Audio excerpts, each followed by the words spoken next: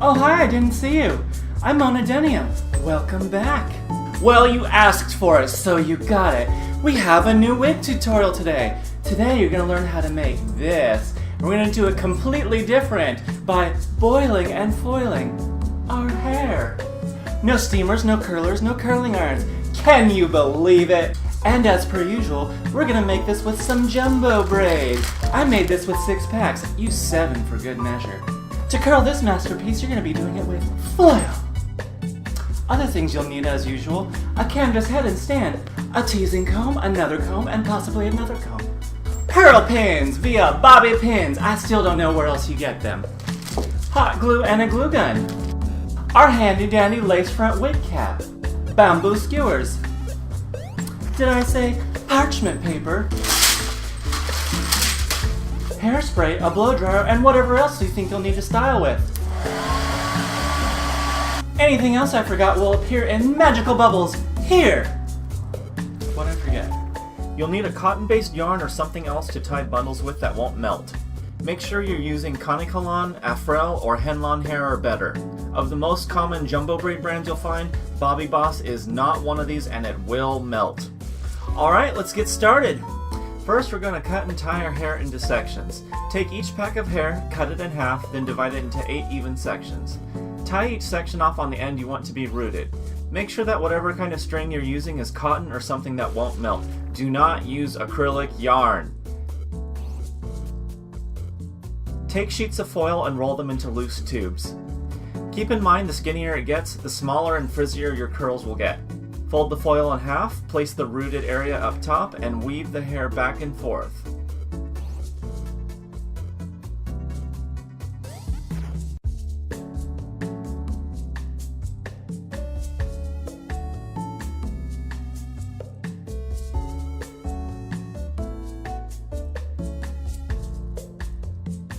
When I got to the ends, I just wrapped the foil around it to secure it and rolled up the other side.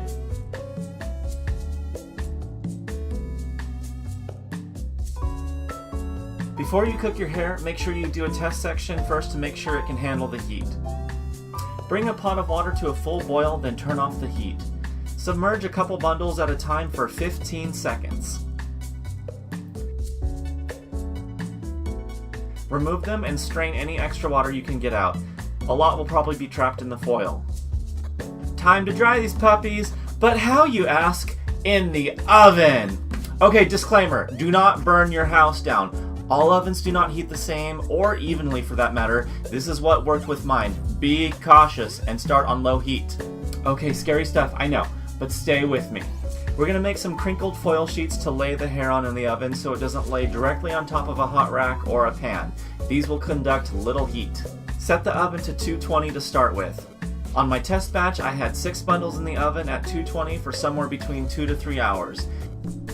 This took a lot longer on the final batch to dry with this much hair in the oven and all the steam and the water trapped in the foil. I started at 220, but I ended up slowly creeping the oven up to 260. Definitely do not go higher than 260 or you will burn your hair. Also, be sure to open the door frequently to let out steam. If you think your hair is done, take out a bundle and let it cool for 10 minutes. If it feels dry at that point, you're good to go. If you take out all the hair and some of it still ends up being moist, lay the moist curls in a compact shape like they were in the foil, but not stretched out, and it should hold shape when it dries. While our hair is cooking, let's prep our wig cap and our head. Draw your hairline onto the wig cap. I'm using a random makeup crayon, so in the end I can just remove any of the drawn hairline that ends up showing and just remove it with a makeup wipe. Mark the center of your head and trace around your ears. I always forget to trace the ear part. Now we're going to prep the head with parchment paper just like we do in my other tutorials. Use any means necessary to get it on and stable. Hot glue will not stick to the paper, nor will tape for that matter, hence this is why it looks like a mess. Pin your wig cap on and you're good to go. Our hair is cooked. Here's our first super ramen curl. Super ramen-y, super springy. And here's what it looks like combed out, but don't comb out your hair just yet. Construction time. Take your first section, remove the string, and make a nice even cut. Pump lots of glue into the center, and use the tip of the gun to help melt the edges of the hair and get everything contained. Fan out your section into flat 1.5 to 2 inch sections and apply to the cap. Use the bamboo skewer to press it in and roll the skewer away to release it. This whole process is a lot trickier with pre-curled hair, so just be patient. The base layer of hair I'm doing right now are my original test strands. I cut 6 inches off the green so that when I trimmed the whole wig on the bottom it would still be yellow. If you're making your wig a solid color, feel free to do all the cutting at the end. If not, consider cutting back at least the first layer of hair. Take this layer all the way around, but try and stop about 2 inches or so before the hairline and ear area. After that, comb the hair out and tease it with circular motions like this. This should be the most heavily teased layer and will give your wig the most lift.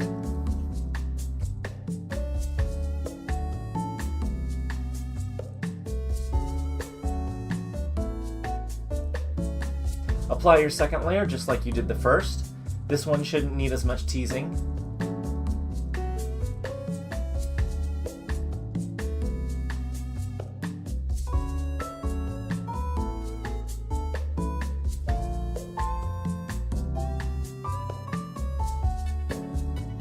Now we should be starting the hairline before we add any more layers. But before that, I'm gonna give you another option. What? I present to you the original afro! She has a solid hairline like the one we're about to do, but this one has a part. I kept the hair that's attached to the part extra long so I could pull it neatly back behind my ears and then tie it under the afro to keep it in place. To prevent holes from showing up on top, it's all about gluing the hair in the right direction. You can see how to make a clean part in my last wig tutorial. I'll have a link in the description and probably at the end of the video. Alright, let's get back to this hairline. Glue your hair above the drawn hairline and let it dry secure. Lift the hair and place a new line of glue just above the drawn hairline. We're going to pull the hair up and then pull it towards the hairline with a bamboo skewer so it dries with a nice edge. When you attach a neighboring piece, use the bamboo skewer in both hair sections at once so the hairline matches.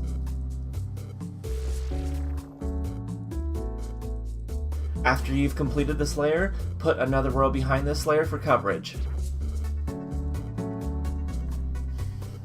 After the hairline is done and filled, continue building up. I kept my layers about 2 inches apart and then made them closer together as I got towards the top.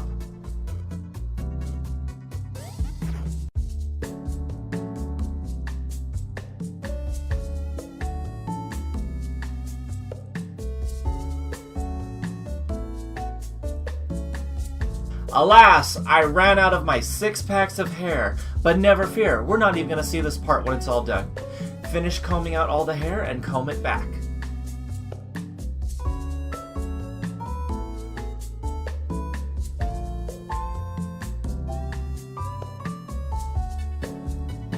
You can't really see what's going on here, but I'm trimming the layers that were too long. Sorry about it.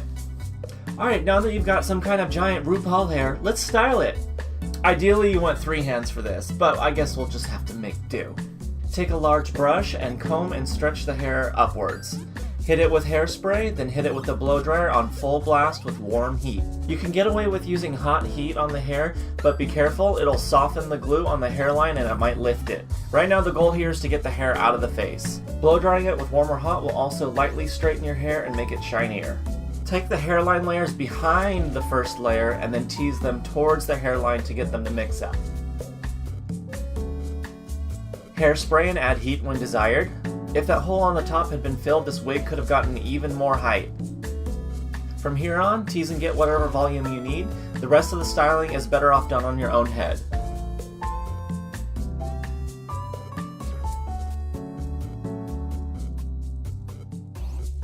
And now she's done!